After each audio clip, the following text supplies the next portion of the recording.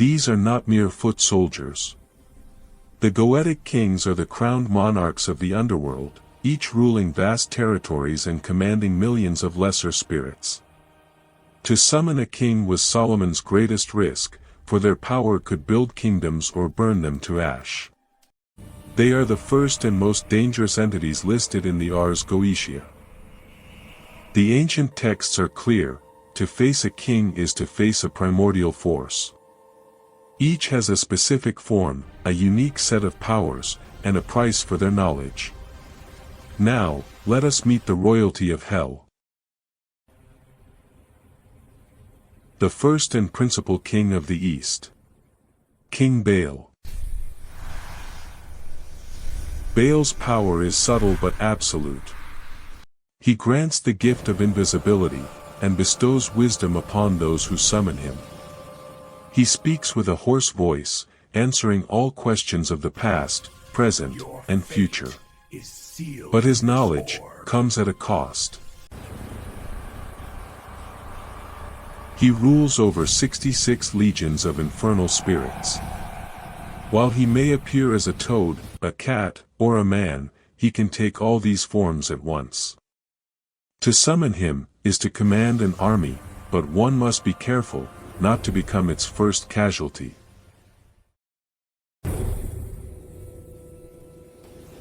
Before the king himself appears, his arrival is announced.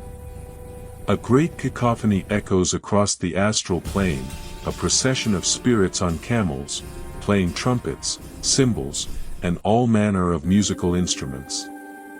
This is the sound of the coming of the ninth spirit. King Paimon.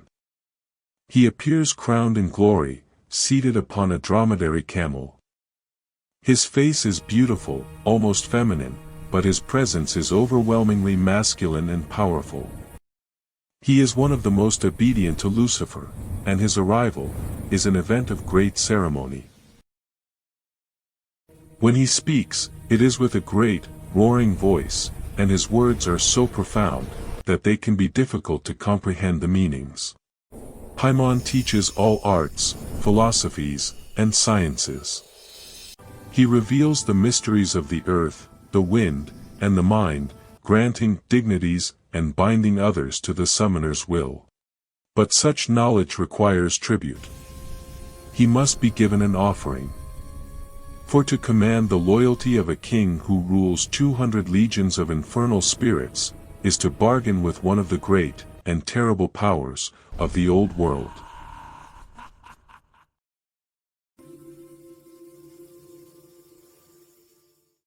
Not all kings arrive with ceremony. Some arrive with fury. The 13th spirit is summoned amidst the sound of war horns and a terrible, raging anger. He does not walk, he erupts into our world, riding a pale horse, a harbinger of the chaos he commands.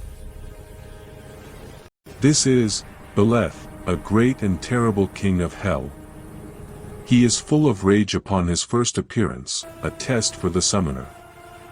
The ancient grimoires warn that the magician must be fearless, holding a hazel wand to command him, for Beleth's pride is immense, and he will not be controlled by a coward.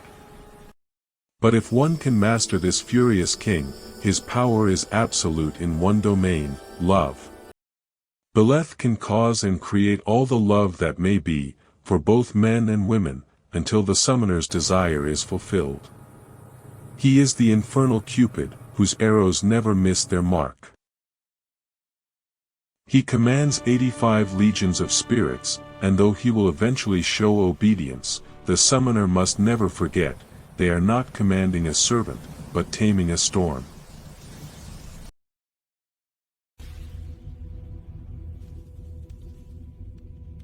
Some kings ride horses of fire, others command legions of musicians. But the 20th spirit announces his presence with the roar of a bear and the blast of a trumpet. He is the great king who holds a viper as a scepter. He is King Purson. Purson's domain is the hidden. He knows all things concealed, from the location of long-lost treasure to the forgotten events of history. He can see the past, the present, and the future, and will answer truly on all matters, both human and divine.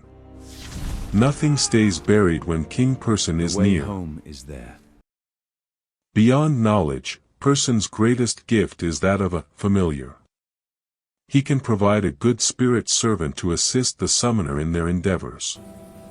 These familiars can be either aerial or terrestrial, loyal companions to carry out one's will, and continue the flow of secret knowledge. He commands 22 legions of spirits, some from the order of virtues, and others from the order of thrones. A king who finds what is lost, and rules an army of the fallen.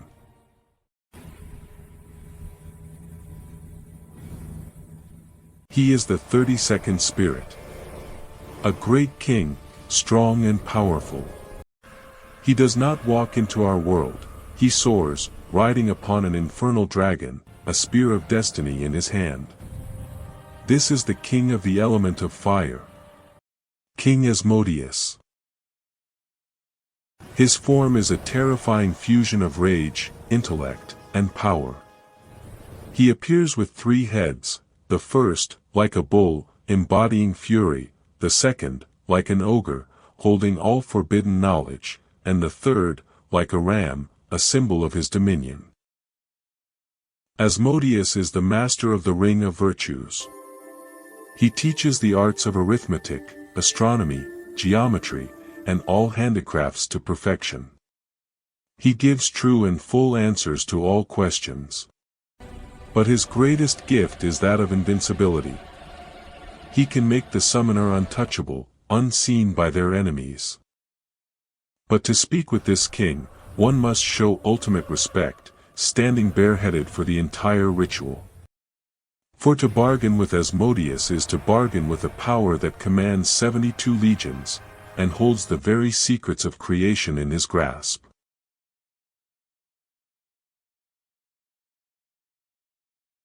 Amidst the storm and shadow, a dark rider appears. He is the 45th spirit, a great king and an earl. Mounted on a horse as black as night, with a viper in his hand and the head of a lion, he comes to bend reality to his will. This is the great and terrible king, King Viné.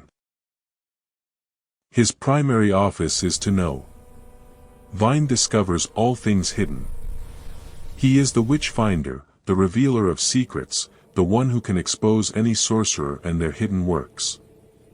Nothing, no matter how well concealed by magic or shadow, can escape his sight. But Viné is not just a seer, he is a builder and a destroyer. At his command, he can raise great towers and fortresses in an instant. Yet, with that same power, he can throw down the highest stone walls and trouble the waters, creating storms that swallow the works of man. He commands 36 legions of spirits. A king who knows all secrets, builds the impossible, and holds the power to return it all to dust.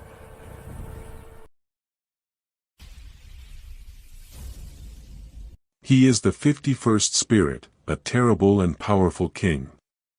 He does not ride a horse of fire or shadow, but a furious, lumbering bear. He is a trinity of beasts in one, a king with 3 heads. The head of a bull, the head of a man, and the head of a ram. This is King Balam. His eyes, and the eyes of the hawk upon his fist, burn with fire. He speaks with a hoarse, grating voice, a sound that scrapes against the soul.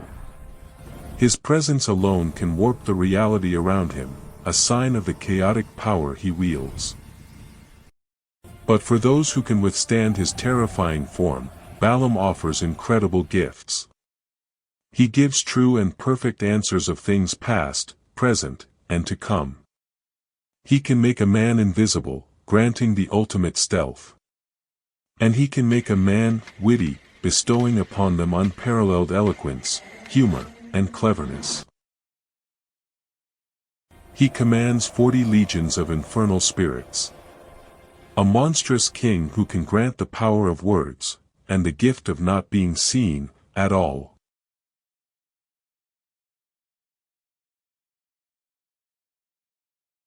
Not all kings ride upon beasts, some are the beast.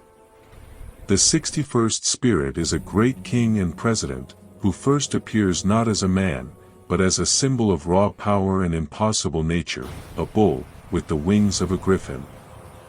This is the alchemist of hell. King Zagan. Zagan is a master of transmutation.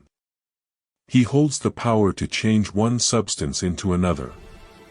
He can turn water into wine, and, more chillingly, blood, back into water. He knows the secrets of alchemy, able to turn any metal into gold, a power sought by mortals for millennia. But his alchemy is not limited to mere elements. Zagan can transmute the mind itself. He can make a fool wise, bestowing upon them a sharp and ready wit. After a time, he can also take the form of a man, hiding his monstrous power behind a veneer of civility. He commands 33 legions of spirits.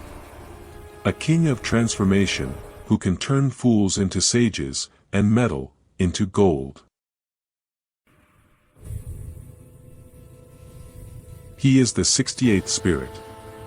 He does not appear as a monster or a beast, but as an angel of light.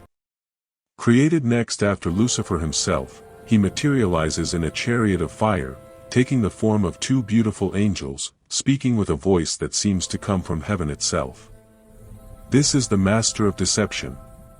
King Belial. Belial's power lies in the world of mortals. He distributes senatorships, grants high positions, and secures the favor of friends and foes alike. He can give a person everything they desire in the political and social realms. But his favor is not free. He will not give true answers or fulfill his office, until he is compelled by divine power, and presented with offerings and sacrifices. But the grimoires give a stark warning: Belial will deceive all those who do not compel him.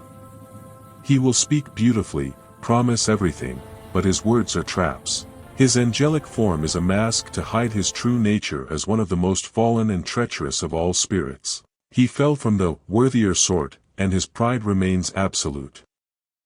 He commands 80 legions, partly from the order of virtues and partly from the order of angels. A beautiful liar, a fallen prince, and a king who demands worship. 9 kings. 9 immense powers. From wisdom and wealth to love and invisibility. It's easy to see why Solomon sought their aid. But their knowledge is a fire that can warm a home or burn it to the ground. The grimoires warn that for every gift, a price is paid, and to lose control of a king is to lose your soul. The kings may be the most powerful, but they are far from the only players in this game. Below them are the dukes, the princes, the presidents, each with their own dark gifts and terrible secrets. In our next investigation, we will meet the masters of deception, the dukes of hell.